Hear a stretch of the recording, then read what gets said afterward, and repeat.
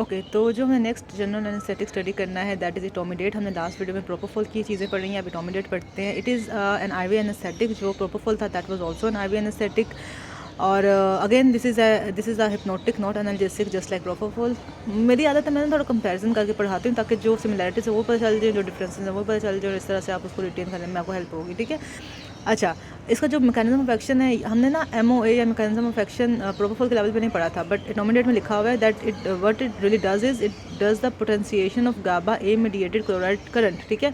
हमें पता है कि जो गाबा ए रिसेप्टर होता है, इसका जो इस मीडिएशन होती है वो क्लोराइड चैनल से ही होती है। क्लोराइड करंट को ही ये इंक्रीज़ करता है, तभी सीएनएस सप्रेशन होती है। तो उसी ही प्रॉपर्टी को अवेल करता है इटोमिडेट, और ये गाबा ए रिसेप्टर के लेवल पर एक्ट करता है और क्लोराइड करंट को मीडिएट करता है या पोटेंशिएट करता है। ठीक है। तो इसका मैकेनिज्म ऑफ एक्शन क्या है? Potentiation of GABA A mediated chloride current, ये इसका मैकेनिज्म हो गया। और यहाँ ये भी लिखा है कि मोस्टली आईवी एनेस्थेटिक्स इसी फिनोमेना पर एक्ट करें। तो हम ये अज्यूम कर सकते हैं कि प्रोपोफॉल भी इसी पे एक्ट कर रहा होगा, या जो आगे हम केटामिन पढ़ेंगे वो भी इसी पर एक्ट कर रहा होगा। तो मोस्टली आईवी एनेस्थेटिक्स इसी फिनोमेना पर एक्ट कर रहे होते हैं। ठीक है। अच्छा, ये इसका मोड ऑफ एक्शन हो गया। हमने लास्ट वीडियो में बॉडी पर इफेक्ट्स पढ़े थे प्रोपोफॉल के, अब हम इटोमिडेट की पढ़ लेते हैं, और मोस्टली सेम ही है।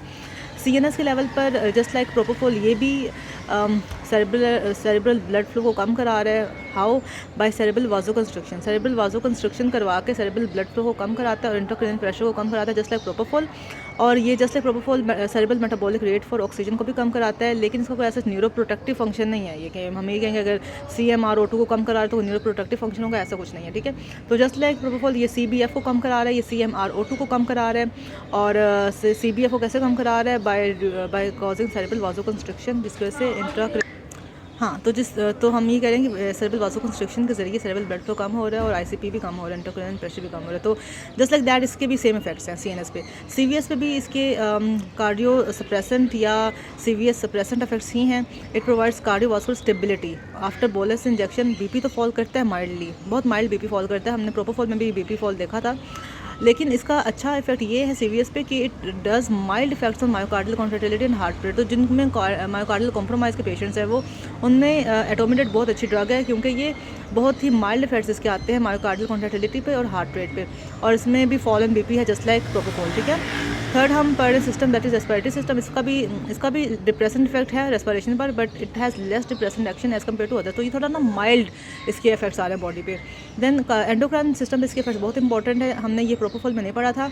इट कॉजेज एड्रेनोकॉर्टिकल सप्रेशन और इनहिबिट करता है एंजाइम 11 बीटा हाइड्रोक्सिलेज जो कि रिक्वायर्ड होता है for the formation of cortisol.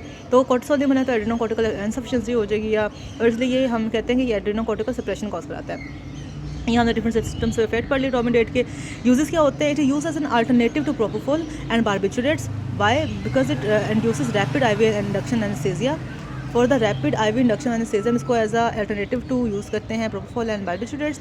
And specially हम उन पेशेंट में देते हैं जिनमें मायोकार्डियल कॉन्ट्रैक्टिलिटी कॉम्प्रोमाइज्ड हो, और इसका ऑनसेट भी अर्ली है, जल्दी ऑनसेट हो जाता है, और रिकवरी भी रैपिड है, तो इसलिए काफ़ी यूज़फुल है इटोमिडेट। ठीक है।